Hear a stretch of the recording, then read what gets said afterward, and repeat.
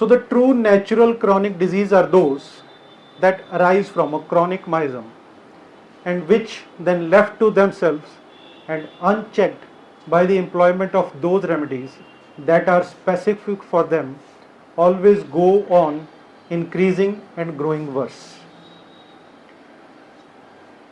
Notwithstanding the best mental and corporeal regimen, and torment the patient to the end of his life with ever aggravated sufferings. These, excepting those produced by medical malpractice, are the most numerous and greatest scourges of the human race, for the most robust constitution, the best regulated mode of living, and the most vigorous energy of the vital force are insufficient for their eradication. So anything chronic, according to homeopathy, is due to a miasm. Right? Or what is a miasm? What is a miasm? What is a miasm? First slide चला लिया. What is a miasm? Miasm की definition क्या है?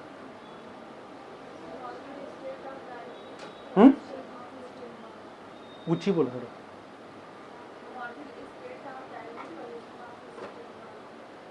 Morbid state of dynamic pollution of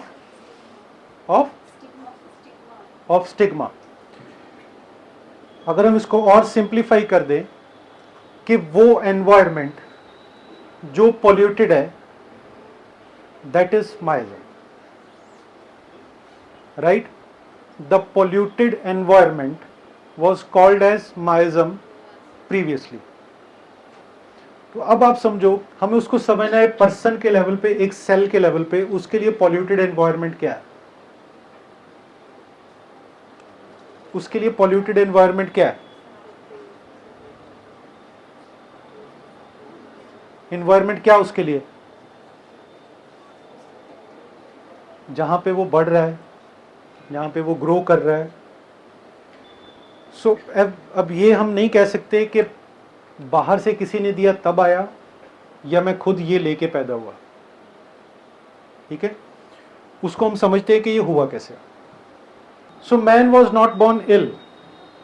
we cannot conceive that भगवान, अल्लाह और God, the beneficent, could make man otherwise than good and great and obedient.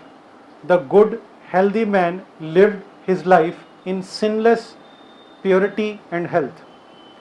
God gave man goodness, but gave the man also the power to be otherwise and to do sin. वो गलती भी कर सकता. Next. So मनुष्य बीमार पैदा नहीं हुआ, तो ये हम कभी कल्पना भी नहीं कर सकते कि उसने हमें कुछ अपने से अलग कुछ बनाया. Next. So as long as a man lived according to the law and order of his creator without exercising or rather abusing the power of free will, there was no trouble and disease. जिसको हम मानते हैं कि उसकी मर्जी से चले, तो there is no trouble and disease. Now this is a philosophical part. ठीक है, ये philosophy है. So there will be no trouble or disease so long he was good and obedient to his law and order. He was pure and free from disease. But as soon as he exercised the power of free will with which he was endowed and willed against the laws of his creator, all trouble started. जब हम nature के against जाना शुरू होते हैं, दिक्कत वहां से आना शुरू होती है. This is how philosophically the disease is created. Next. हाँ. So man began to think, feel and will against the law of God, against the laws of nature. God willed man to love his neighbour. God wanted his man to love his neighbor. Instead, what he did, he began to hate his neighbor. अब अपनी free will को वो misuse करने लगा कि उसके पास इतना है, क्यों है इतना, ठीक है, मेरे पास भी इतना होना चाहिए।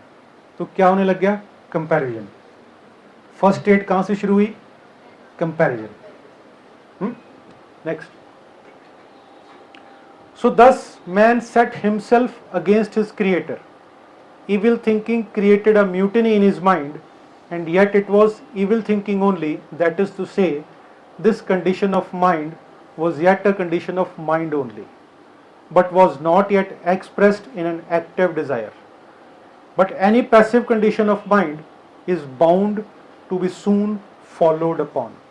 मेरे माइंड में कोई थॉट आया और जब तक वो मेरे माइंड में है तब तक वो फिजिकली रिप्रेजेंट नहीं हुआ, तो वो मेरे माइंड में है, और जब तक वो थॉट मेरे माइंड में है, that is latent psora, that is latent psora. और जब वो थॉट मेरी बॉडी पे एक्टिव फॉर्म में आना स्टार्ट हो गया, the thought it becomes in full blooming stage psora. Latent psora क्या है, मान लो मैं किसी चीज के लिए सेंसिटिव हूं कि एक बच्चा है, स्टेज पे जाता है, फर्स्ट आया तो उसको बुलाया जाता है, तो उसको बुलाया जाता है कि आओ, कहता मैंने नहीं आना तुम्हारे पास।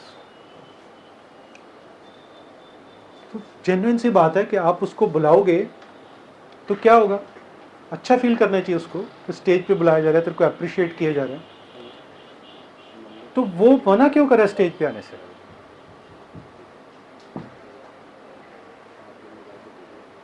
मना क्यों करे स्टेज पे आने से, यार तेरे को इतनी भी अकल नहीं है, तू स्टेज पे चल। तो जब आप ऐसे बोलोगे तो वो क्या करेगा, और एम्बैरेस हो जाएगा, और एम्बैरेस हो जाएगा। तो अब क्या सोचोगे, क्या रीजन है कि ये लाइमलाइट को पसंद नहीं करता, ये एम्बैरेस फील करता है इतने लोगों के सामने। क्यों ऐसा फील करता है, क्यों फील करता है, क्यों ऐसा फील करता है, कहीं ना कहीं ये खुद को बाकियों से लो फील करता है या फियरफुल फील करता है, इसीलिए उनको फेस नहीं कर रहा। ऐसा ही है। तो अब सिचुएशन आई तो ये लो एंड पहले से ही फील कर रहा था, लेकिन अब जब सिचुएशन आई तो ये और फील करने लग गया, तो इसने अपने आप को और डाउन फील करना शुरू कर दिया। तो वहां से क्या हो गया, अगले दिन बुखार आ गया, अगले दिन बुखार हो गया। तो ये क्या कारण बन गया,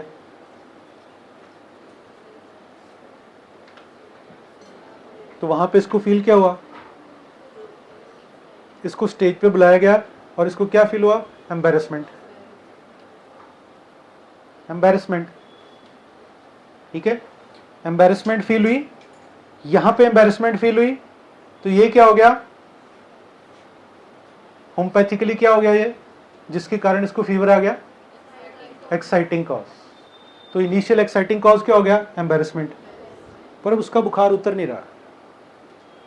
आज 4 दिन 5 दिन हो गए, आज 4-5 दिन हो गए, उसका फीवर नहीं उतर रहा।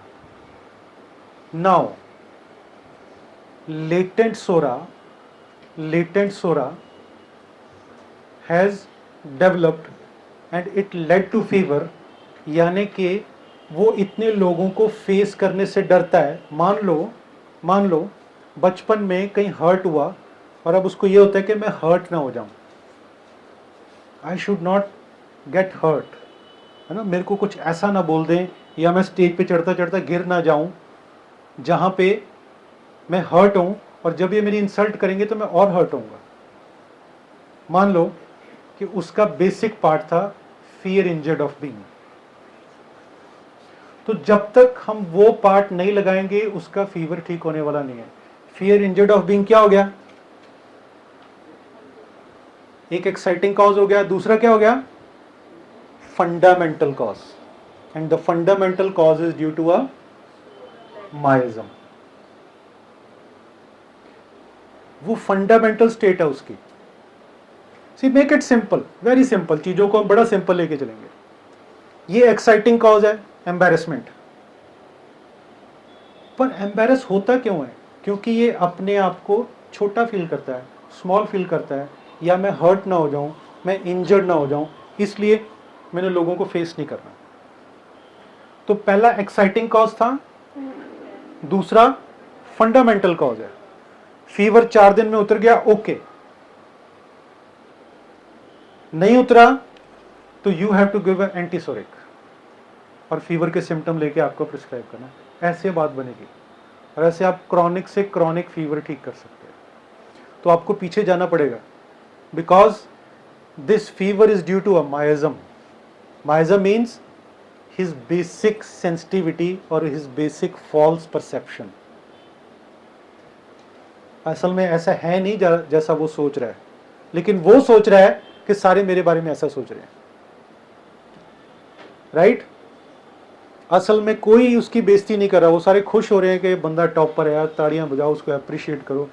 लेकिन वो सोच रहा है कि सारे मेरे को इंसल्ट ना कर दें। What I think other think I am. ठीक है? तो ये कहीं ना कहीं हम सबके साथ है। चलो, so first comes the idea that is passive thinking. पहले थॉट आएगा और थॉट के बाद फिर एक्शन में आना स्टार्ट होगा। तो पहले तो शुरू में वो फील ही करेगा मैं हर्ट ना हूं, हर्ट ना हूं, हर्ट ना हूं। फिर हर जगह जब ये फील करना स्टार्ट होगा, it will become active, the latent psora will become active and he will get fear or whatever situation he is going to encounter. ठीक? Next, now passive thinking is harmless. The element of endeavor to do is wanting, but active thinking is doing. Thinking is the beginning of harm and trouble, and the active thinking, अब दिमाग में सोरा घुस गया और अब ये active thinking में आ गया। This mental endeavor of doing is a kind of mental irritability, and this is really the sora. This is really the sora. Right? अब मेरे दिमाग में बात घुस गई, मेरे को ऐसा था नहीं, लेकिन मेरे दिमाग में घुस गया जब मेरी वाइफ आई। मेरी वाइफ ऐसी नहीं है, मैं एग्जांपल दे रहा हूँ कि वाइफ आई और उसने बोला कि तेरे मम्मी पापा तेरे ऐसा करते हैं, वो तो हमारे साथ ऐसा करते हैं, वो तो हमारे साथ ऐसा करते हैं। तो फिर क्या? मैं तो पहले से ही सता हुआ महसूस करता था कि मेरे बाप मेरे को तंग करते हैं। अब इसने आके उसको, मेरे लेटेंट सोरा को अब जगाना शुरू कर दिया। सही बोल रही थी, सही बोल रही है, पहले तो मैं सोचता ही था, अब मैं जवाब देना शुरू करूंगा। So psora was yet in mind and it was yet a condition of the mind, not expressed in the body. In the mind, instead of smoothness which exhausted before, there was now a turmoil, as it is opposed to the laws of nature and laws of mind. अब turmoil आना start हुआ, अब हलचल आनी start हुई। तो अब क्या होगा? होम्योपैथिकली क्या होगा? होम्योपैथिकली क्या होगा? Derangement of the vital force. This is how vital force is deranged. आप क्लास में मौज से बैठे हुए हैं, है ना, तो आके किसी ने प्रैंक कर दिया, नीचे रख दिया और आप गिर गए, बड़े मौज से थे। तो अब चोट तो नहीं लगी, लेकिन अंदर एक यहाँ हलचल मची हुई है, भाई इसने बेइज्जती कर दी। अब हलचल होनी शुरू होगी, अब टर्मोइल स्टार्ट हो गया अंदर। अब जो बेसिक फीलिंग थी, अगर तो उसको लाइटली लेते कि यार खेल खेल में चलता है, मैं भी तेरे को गिराऊंगा, चल बात खत्म। और अब उसने पर्सनल ले लिया उसको कि भाई इसने मेरे को सबके सामने मेरी बेइज्जती कर दी, इसने मेरे को डिस्पाइज कर दिया। तो अब कहानी वहां से शुरू हो गई, I am being डिस्पाइज्ड, right? So now, but this condition of mind will not be long confined to the mind alone, but the mind will gradually shape the body and it will soon be expressed in the physical body. Now, sora is not a itch, it is the cause of itching. Sora is not a itch, it is the cause of itching, right? Itch is an effect or expression of Sora. Sora only makes itch possible. There could be no itch without Sora being already there. Without Sora being already there. अगर आपने ध्यान से chronic disease पढ़ी होगी तो उसमें doctor herring का एक प्रीफेस है जिसमें उन्होंने कहा कि डॉक्टर हेरिंग के वर्ड्स है कि ह्यूमन को